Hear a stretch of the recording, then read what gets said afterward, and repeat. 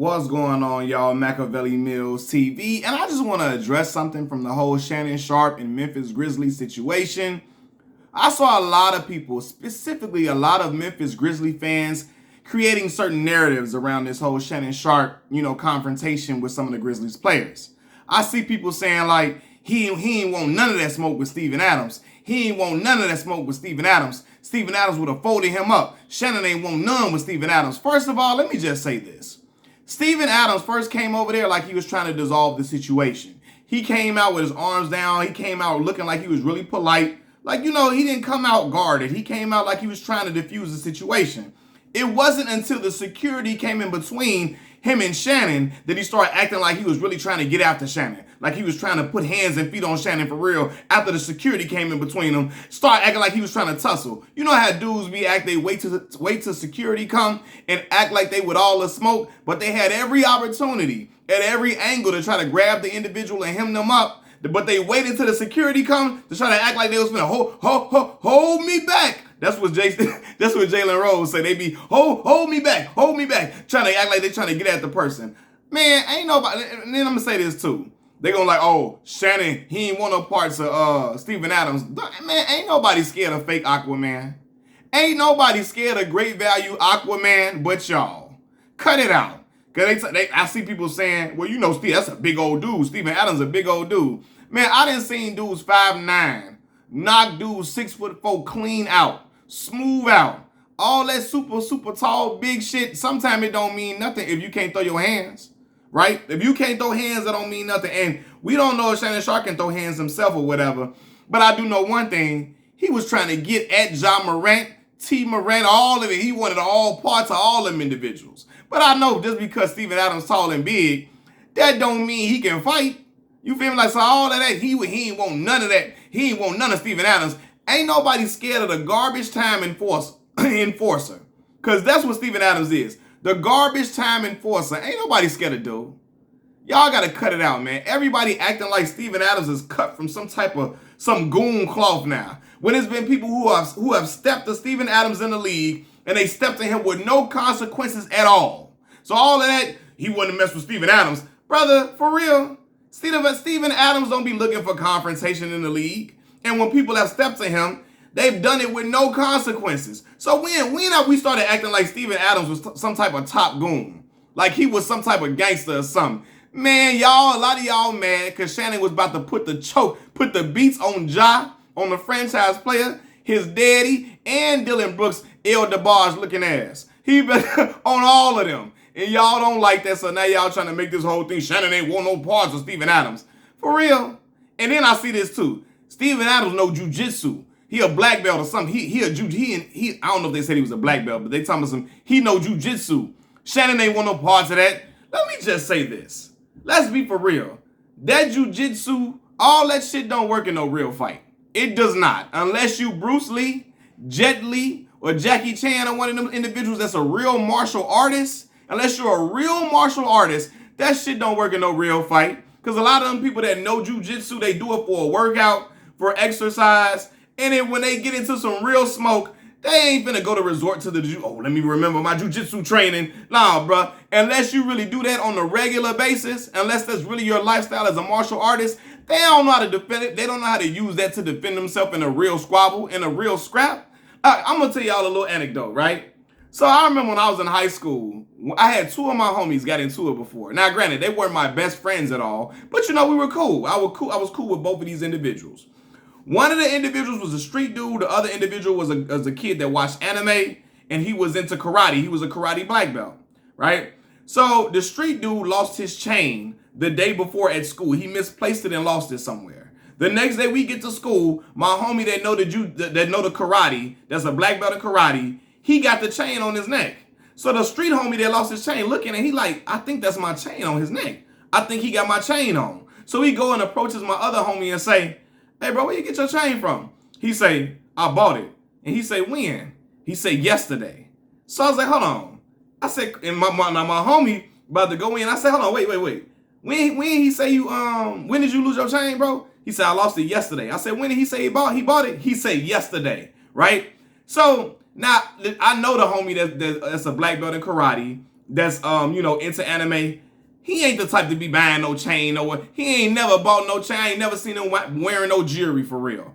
That boy went and found that chain, and he doesn't want to admit that that's that brother's chain. He don't want to admit that he found it because he don't want to give it back to the street dude, right? He want to keep on to the chain. So my homie that's a street dude say, all right, man, that's my chain, man. Give me back my chain. This ain't your chain. I bought this. I ain't giving you back shit. This ain't your chain, right? So the street dude say, okay, cool. We'll see about it. We'll see about it. Bro, I promise y'all, once we left ROTC class, it was like everything happened in slow motion.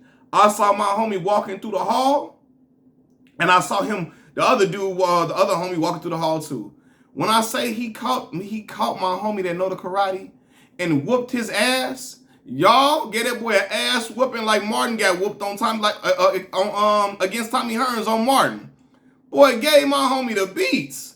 Boy, and all of that, and I remember this too, cause my homegirl, when the homie was trying to get his chain back from my other homie that know karate, one of our other friends that know the homie that do karate said, hey, you might want to leave that alone. She was telling the street dude, you might want to leave that alone. And he was like, why? And she was like, cause he'll beat your ass. And I'm like, here we go. Here we go. A woman egging on the situation, making it worse. So I felt like my homie that's a street dude had to whoop my other homie's ass even worse because the girl was making it seem like he'd get his ass whooped by dude because he know karate. I say that to say that karate shit didn't help my homie in no way, shape, form, or fashion. All that black belt shit went out the window and the street fighting was commencing and it was over with. Once you start getting hit with them real blows and real punches, and sometimes it ain't nothing you can do. All that, let's go to the jiu-jitsu form, all that, man, listen.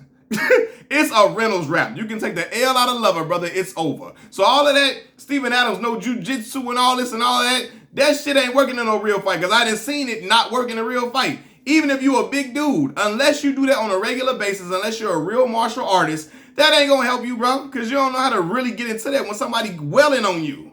You don't know how to really get into that for real, man. But, and then I'm seeing this whole other narrative. Shannon wouldn't have tried that if he was in Memphis. He wouldn't have tried them players if he was in Memphis. Listen, I got love for Memphis, Tennessee like a mug. I was in school in Mississippi at Mississippi Valley State University. Memphis was 2 hours away. Had a lot of great homies and great friends from Memphis. Got a lot of fraternity brothers from Memphis. I love Memphis people, man. We like cousins. They like cousins to Chicago people. But I'm going to just say this. Man, I don't care if the Grizzlies was in Memphis, Mississippi, Michigan, Minnesota, Maine, Montana. Them boys is going to get their issue regardless. Shannon didn't give a fuck if they was in none of them places. Memphis, Mississippi, Michigan, Maine, Montana, none of that. Them boys was going to get their issue and get choked out. John and his daddy was going to get their ears stomped together if they was going to continue trying with that bullshit. It was what it was, man. What your grandmama used to say, you show out where you get woe out, right? You woe out, you get woe out where you show out. I'm sorry. Your grandmama say you get woe out where you show out. You feel me? Where you show out, you get woe out. Regardless, it don't matter where we at. It don't matter where we at. You show out in Memphis, you gonna get the same problem. You feel me? Shannon ain't worried about Key Glocking them running on the field, on the court. Shannon ain't worried about Gotti and them trying to intervene. Y'all know a lot of street dudes can't fight no way. I know a lot of street dudes can't fight to save their damn life. And you can see it when they be out here trying to throw these punches on the punching bag and all of that. So it's like, bro, they resort to handguns and all of that anyway. But and I'm going to say this too. Sometimes the punching bag is not an accurate assessment because some brothers just don't have good form because they used to fight in the street.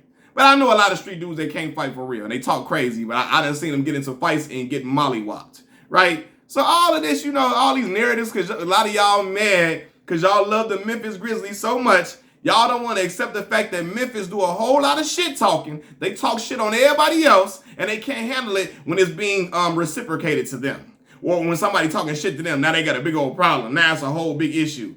Knock it off. Then you got people on TV saying Shannon didn't try Skip Bayless like this. He ain't try Skip like that though. He wanted to try to blackmail like this. But he ain't try to skip like this. Now, y'all know I didn't get on Shannon's head before with the HBCU comment. I got on his ass, as I should have, because I ain't like all of that when he act like he wanted to tell the world he wouldn't have went to an HBCU if he wouldn't have never went. All that shit was clowned out to me, right? But I'm going to say this. On behalf of Shannon Sharpe, why would Shannon be ready to fight an employee, a fellow employee at his place of employment? For real. If people had a dispute with their coworker on the job, would your first response be to fight that individual in the break room, or would you act within the behavioral norms of your organization's expectations? For real. Would you go and try to fight somebody in the break room if you had an issue with them, or would you act within the behavioral norms of your organization's expectations? Come on, man. Yeah, I thought so.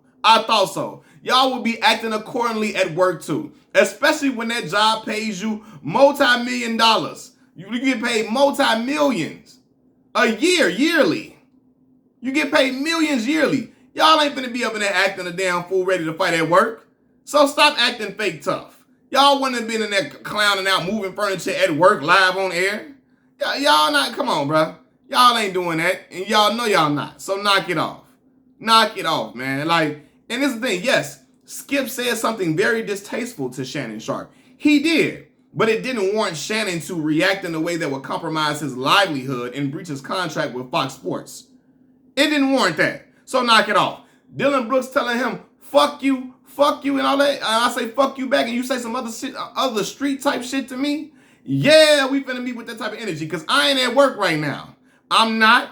And then you telling me fuck me, that's a whole different language than what Skip Bayless was saying. It was a whole different language, whole different context. Then you talking some other shit like you want to do something to me. Oh, come on. I'm with all that. Because we ain't at work right now. Fox can't fire me. Come here. Come stay right here. All this can happen.